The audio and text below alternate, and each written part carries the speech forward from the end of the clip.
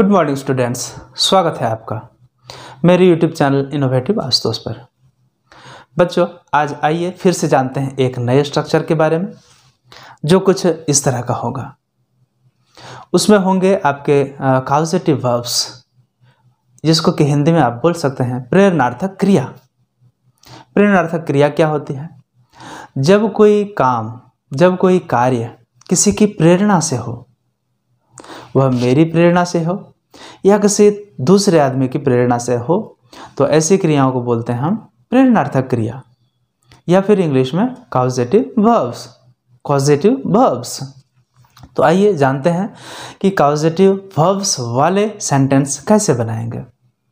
इसको मैं दो पार्ट में बताऊंगा। आप पहले पार्ट में देखें, जब कोई कार्य आपकी प्रेरणा से हो, ठीक है, या जो काम कर रहा है उसी की प्रेरणा से कोई कार्य होने वाला है, तो देखें, जैसे मैंने उसे हंसाया, मैंने उसे हंसाया, वो खुद नहीं हंसा, मेरी प्रेरणा से हंसा। मैंने कुछ सुनाया तो वह हंसा। मैंने उसे हंसाया, मैंने उसे हंसाया। तो ये वाक्य कैसा बनेगा? तो इसे आप ऐसे बना सकते हैं, I made him laugh। मैंने उसे हंसाया। I made him laugh। क्या देखा आपने? हंसाया पास्ट है और उसमें भी पास्ट इंडेफिनिट या सिंपल पास्ट, इसीलिए इसके साथ मेड भी टू लगा।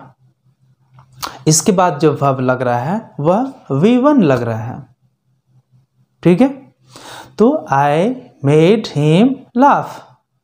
या कोई महिला है तो आप बोल सकते हैं, कोई लड़की है तो आप बोल सकते हैं I made her laugh। I made her laugh। मैंने उसे हंसाया। इसी को आप प्रेजेंट में भी बोल सकते हैं, I make him laugh। मैं उसे हंसाता हूं। I make him laugh। I make him laugh। महिला है तो I make her laugh। I make her laugh। ठीक है। यही यदि बात आए कि मैंने उसे रुलाया, तो ठीक उसी तरह I made him weep। I made him weep। यदि महिला है तो I made her weep। I made her weep। I made her weep। ठीक है। यदि यहीं पे और कुछ बात हो कि आपने उसे नचाया, आपने उसे नचाया, मतलब नाचने का काम आपकी प्रेरणा से हो रहा है, तो मैंने उसे नचाया। यदि कोई लड़का है, I made him dance। I made him dance। I made him dance। लेकिन यदि वह महिला रहे, मैंने उसे नचाया, तो I made her dance। I made her dance। फिर से सुन लें, I made her dance। Clear? यहीं पे आप कोई भी सब्जेक्ट यूज कर सकते हैं। He made him dance। He made her dance। ठीक है। उन्होंने हमें नचाया। They made us dance। They made us dance। They made us dance। ठीक है। चलिए, अब कॉजेटिव वर्ब में ही अब देखते हैं कि जब कोई कार्य किसी दूसरे की प्रेरणा से हो, मेरे नहीं बल्कि दूसरे की प्रेरणा से हो, तब उसे कैसे बनाएंगे, उसे आप देखें। यह भी बड़ा इम्पोर्टेंट है, क्योंकि दैनिक जीवन में बोलने के क्रम में इस तरह के स्ट्रक्चर वाले वाक्य जो हैं वो आते रहते हैं। तो आपको जानना जरूरी है कि इस तरह ऐसे जो वाक्य होंगे उनको कैसे बनाएंगे। ठीक है। चलिए शुरुआत करते हैं। मैंने बाल कटवाए, या मैंने अपने बाल कटवाए। क्या मैंने खुद काटा? नहीं, मेरे बाल कटे लेकिन किसी दूसरे की प्रेरणा से। मैंने अपने बाल खुद नहीं काटे। यदि रहता कि मैंने बाल काटे तो आई कट माई हेयर, मैंने अपने बाल काटे। लेकिन मैंने अपने बाल काटे नहीं बल्कि कटवाए। तो इस तरह के वाक्य कैसे बनेंगे? आई गॉट, कटवाए पास्ट है, उसमें भी सिंपल पास्ट, इसलिए इसको कैसे बनाएंगे?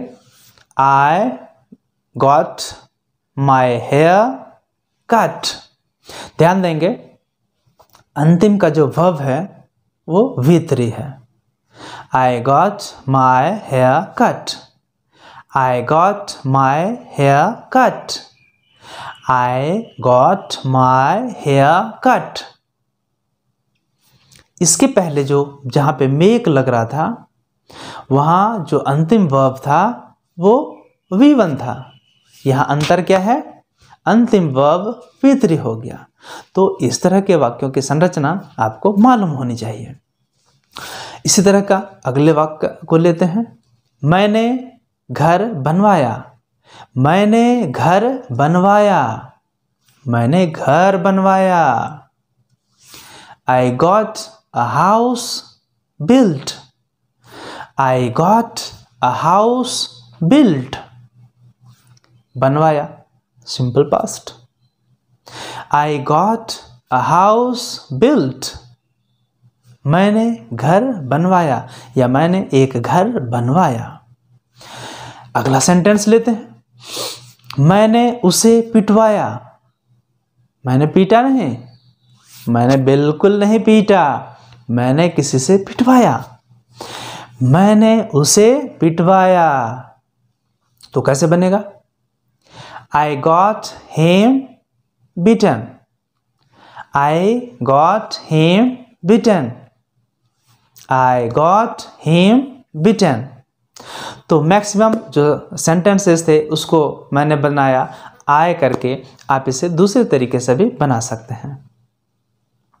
ठीक है, तो उम्मीद है आप समझ गए होंगे कि पहले तरह के वाक्यों में मेक के साथ मेक का ही रूप बदलता था और अंतिम जो वर्ब होता था वह V1 होता था। लेकिन जो दूसरे तरह के वाक्य मैंने बताए तो उसमें गेट जो है उसका रूप बदल रहा है, लेकिन इसके बाद जो अंतिम वर्ब है वह जो है अक्सर V3 में होता है। तो इस दो चीज़ का आप ख्याल रखें, ध्यान रखें, तो आपसे आसानी से बन जाएगा।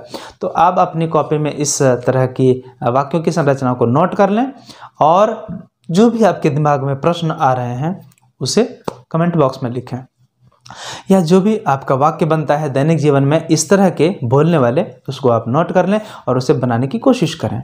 जब ट्रांसलेट हो जाए तो उसको आप किसी को सुनाएं, उसको आप बोलें, दीवार से बोलें। यदि आपका कोई दोस्त नहीं है, यदि आपकी कोई बहन नहीं है, यदि घर में कोई नहीं है तो आप दीवार से बोलें, आप प्रश्न भी बोलें और उसका उत्तर भी दें। तो बच्चों इस वीडियो में इतना ही, मिलते हैं अगली वीडियो में फिर कोई नए टॉपिक के साथ, फिर कोई नई जानकारी के साथ। तब तक आप सभी का हार्दिक धन्यवाद।